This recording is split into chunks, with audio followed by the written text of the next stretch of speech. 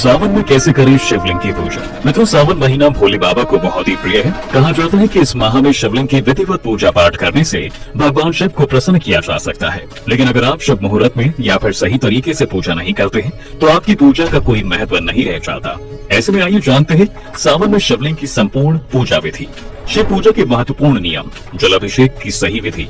मित्रों, जब भी भगवान शिव की पूजा करें तो गंगा जल, साफ पानी या फिर गाय के दूध से ही उनका अभिषेक करें। हालांकि ये रुद्र अभिषेक से अलग है क्योंकि ये नियमित पूजा से जुड़ा हुआ है, जबकि रुद्र अभिषेक एक लंबी प्रक्रिया है। वहीं शिवलिंग का जल अभिषेक करते समय इस बात का खासा ध्यान रखें कि जलधारा पतली और धीमी गति के साथ करें।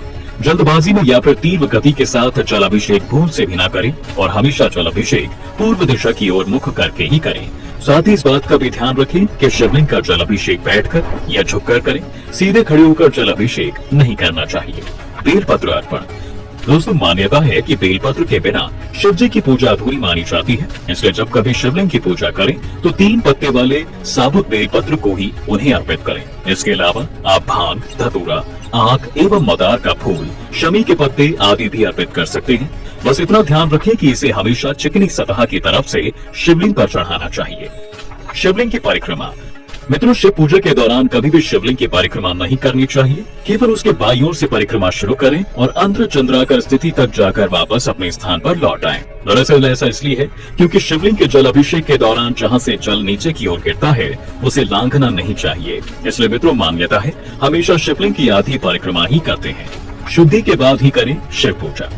ये बात हमेशा याद रखें कि जब स्वयं की अंतर्यात्मा एवं शरीर साफ होगा तभी ईश्वर प्रसन्न होंगे। इसलिए जब भी आप शिव मंदिर जाएं या घर पर शिवलिंग की पूजा करें तो सबसे पहले आचमन आदि से शुद्धि कर ले। स्वयं को शुद्ध करने के बाद ही पूजा शुरू करें। मित्रों, यह तो हो गई शिवलिंग की पूजा विधि के कुछ महत्वपूर्ण नियम।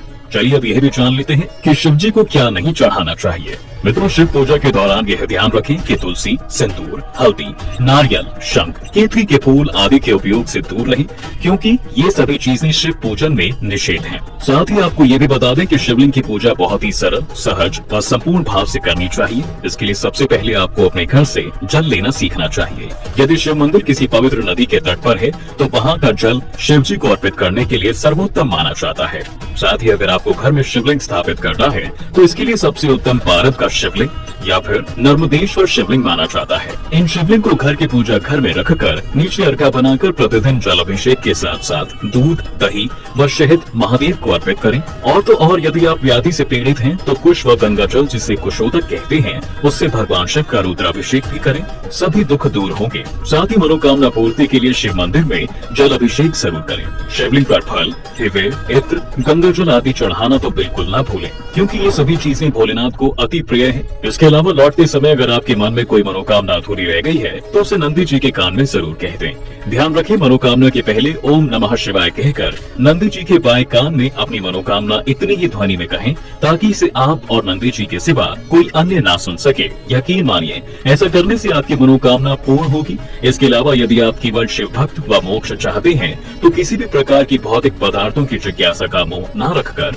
पवित्र नदियों के जल से भोलेनाथ का रुद्र अभिषेक करते रहें। इसके अलावा शिव जी को राम कथा बेहद पसंद है, इसलिए उनके सम्मुख प्रतिदिन रामचरितमानस का पाठ जरूर करें।